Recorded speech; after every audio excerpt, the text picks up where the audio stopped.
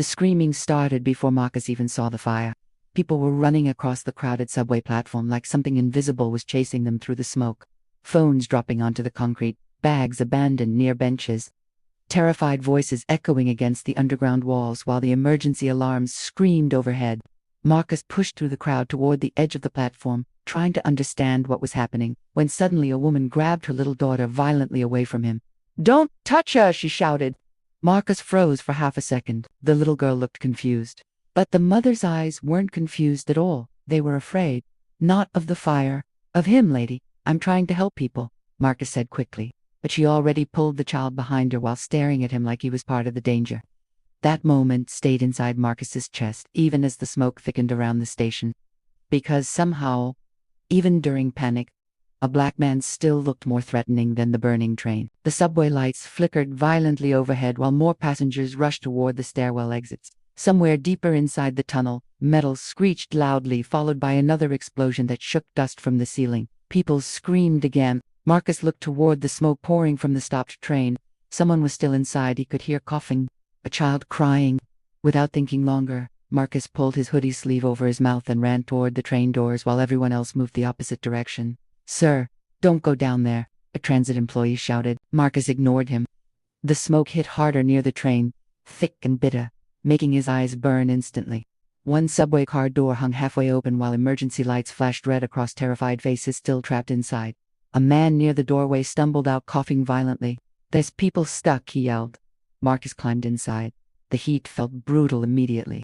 Passengers pushed against each other trying to reach exits while smoke swallowed visibility deeper inside the car. "Everybody move forward," Marcus shouted. A woman holding an elderly man looked toward him desperately. "The back door won't open."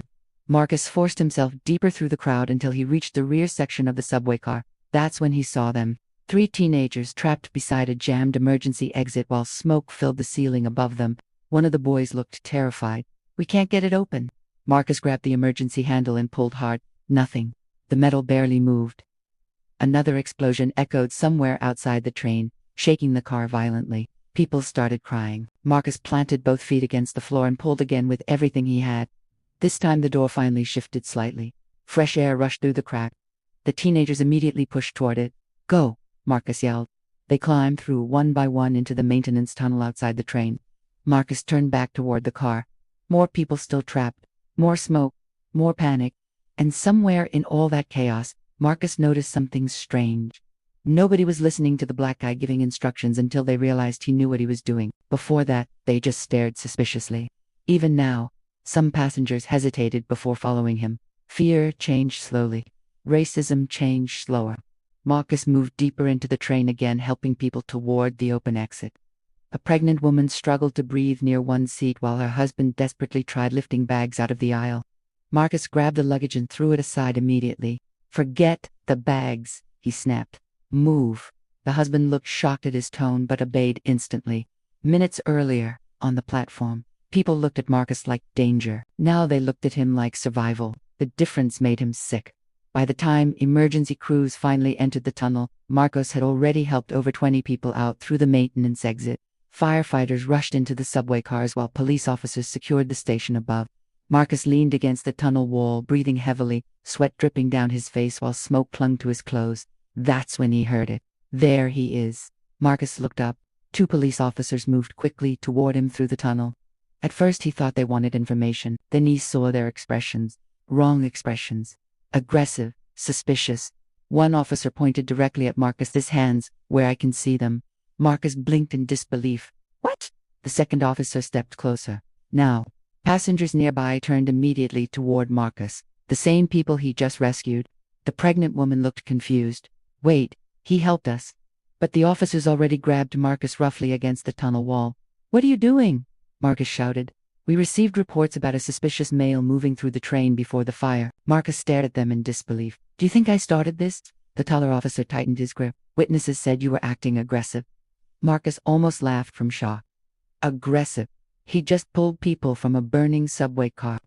The pregnant woman stepped forward immediately. "No, he saved us." The officer ignored her completely. Marcus felt anger rising now. Not loud anger. Tired anger. The kind that came from realizing no matter what you do, some people only see threat first. The second officer searched Marcus's pockets quickly, while tunnel lights flashed around them. You got identification. Marcus nodded toward his back pocket. Wallet. The officer pulled it out while keeping one hand near his holster. Around them, rescued passengers whispered nervously. A few looked embarrassed now. Others just looked uncomfortable. Because suddenly, they realized something ugly. The man they trusted enough to save their lives still became the primary suspect once police arrived. The taller officer studied Marcus's ID. Then his expression changed slightly. You're an engineer? Marcus breathed heavily against the wall. Yes. The officer looked confused now. For the transit system, your stat changed everything instantly. The grip loosened. The aggression softened. The suspicion cracked. Marcus noticed immediately. And that hurt more than the handcuffs almost did. Because suddenly his life mattered once they discovered his job title. The pregnant woman looked furious now. Are you serious right now? He literally saved my husband. Other passengers started speaking too. He got people out. He opened the emergency door. He helped my daughter.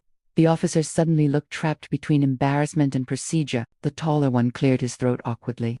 We were responding to witness reports. Marcus looked directly at him. Well, witnesses! Nobody answered immediately. Then slowly, the mother from earlier stepped forward holding her daughter's hand. The same woman who pulled the child away from Marcus on the platform. Tears filled her eyes now. I called, she whispered. Silence hit the tunnel hard. Marcus stared at her. The woman looked devastated by her own words. I saw you running toward the train before the smoke spread, and I thought. She couldn't finish, because now she heard how ugly it sounded out loud. Marcus nodded slowly. You thought the black guy caused the danger?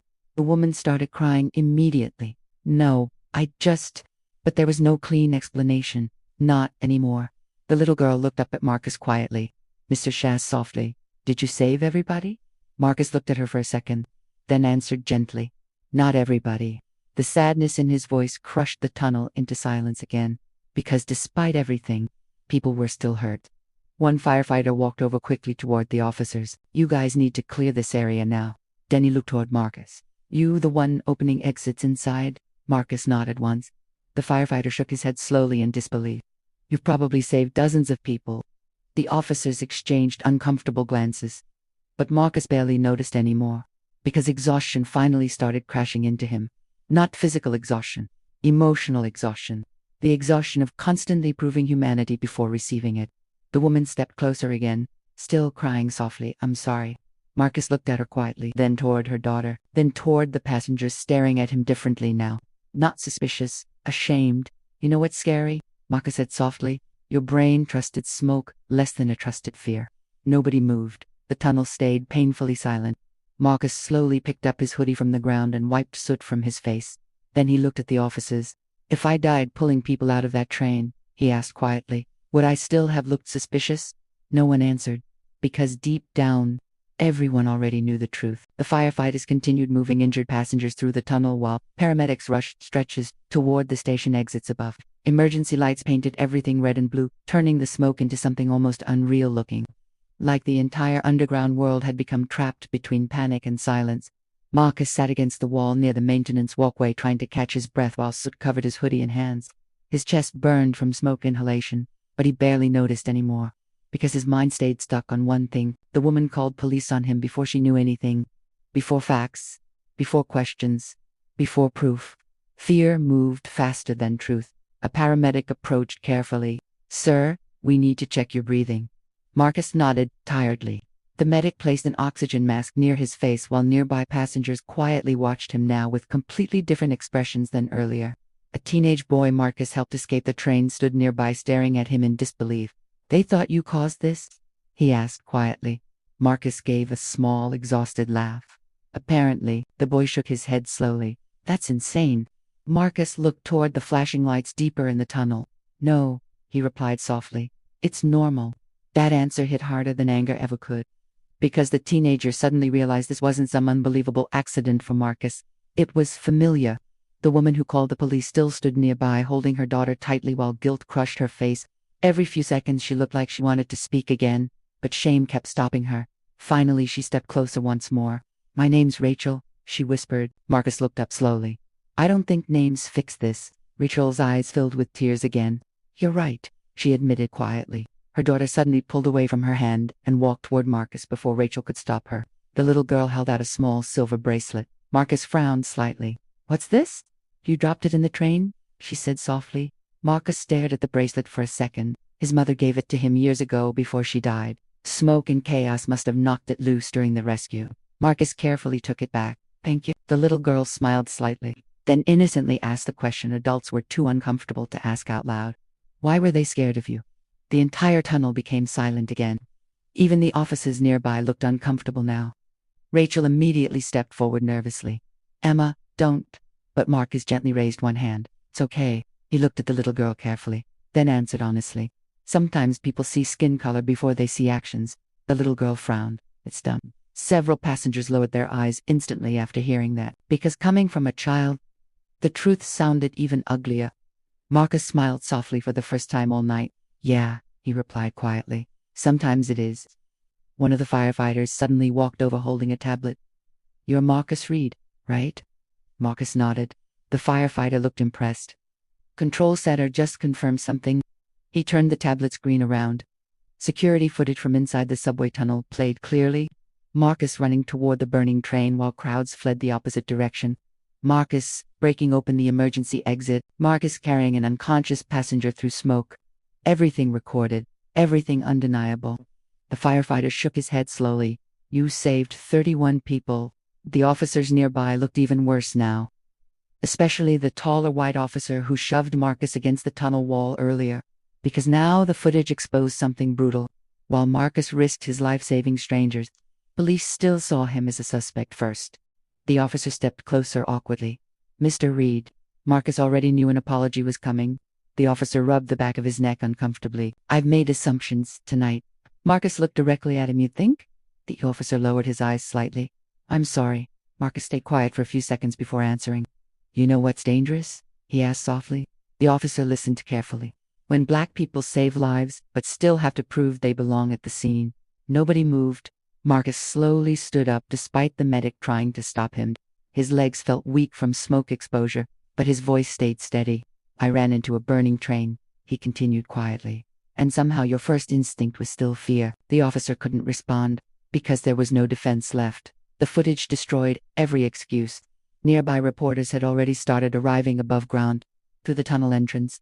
Camera lights flashed while journalists shouted questions at emergency crews. Marcus noticed immediately. Media, which meant the story would spread fast now. But Marcus already understood how those stories work. At first, headlines would probably call him a hero. Then eventually people online would debate whether racism really played a role. Then others would say police were just doing their job. America loved hero stories. Just not conversations about why heroes still got treated like threats. The taller officer suddenly looked toward Rachel. "You were the caller?" Rachel nodded slowly, visibly ashamed. The officer sighed heavily. "What exactly made you suspicious of him?" Rachel opened her mouth, stopped, tried again. "I don't know," she whispered. Marcus looked at her carefully. "Yes, you do." Silence. Rachel wiped tears from her face. "I saw you running toward the train before everyone else, and my brain just..." She broke down again. "My brain made you dangerous." Marcus nodded once, not angry anymore, just tired, because that was the most honest sentence spoken all night. One firefighter suddenly laughed softly while staring at Marcus. "You know the crazy part," he said. "Most people run away from fire. You ran toward it." Marcus looked toward the damaged subway car disappearing into smoke behind them. "My father was a firefighter," he replied quietly. That surprised everyone nearby. Marcus smiled faintly. "He used to tell me something when I was little." The tunnel stayed silent, listening. "He said courage isn't the absence of fear. It's deciding somebody else matters more than your fear." Rachel covered her mouth, crying harder after hearing that. Because tonight, her fear mattered more to her than Marcus's humanity. The little girl looked up at Marcus again. "You're brave." Marcus looked at her gently. "No," he said softly. "I just didn't want people trapped in there alone." That line emotionally shattered several people standing nearby. Even one paramedic quietly wiped tears from his eyes. Then suddenly another explosion echoed somewhere deeper inside the subway system. Everyone jumped instinctively. Emergency crews rushed back into motion immediately. Marcus instinctively stepped toward the train again. The firefighter grabbed his arm quickly. "Absolutely not. You've done enough." Marcus looked toward the smoke. People still screamed faintly somewhere deeper inside. The firefighter shook his head firmly. Other crews got it now. Marcus finally stopped moving. But that instinct alone changed how people looked at him again. Because no criminal runs toward danger twice. No threat risks his life for strangers over and over. Rachel slowly approached Marcus one final time. "I'm going to remember this for the rest of my life," she whispered. Marcus looked at her calmly. "I hope your daughter remembers it differently." Rachel frowned slightly. "How?" Marcus glanced toward the little girl. "I hope she remembers that the black man everyone feared was the one pulling people to safety." The tunnel fell silent again, because that sentence perfectly exposed everything wrong with the night. Marcus slowly walked toward the station exit while emergency lights flashed around him and cameras waited above ground. And behind him, dozens of strangers stood there, forced to confront a painful reality all at once. Sometimes racism doesn't appear as hate. Sometimes it appears as fear arriving before facts. And sometimes, the same person society fears most becomes the reason people survive it all.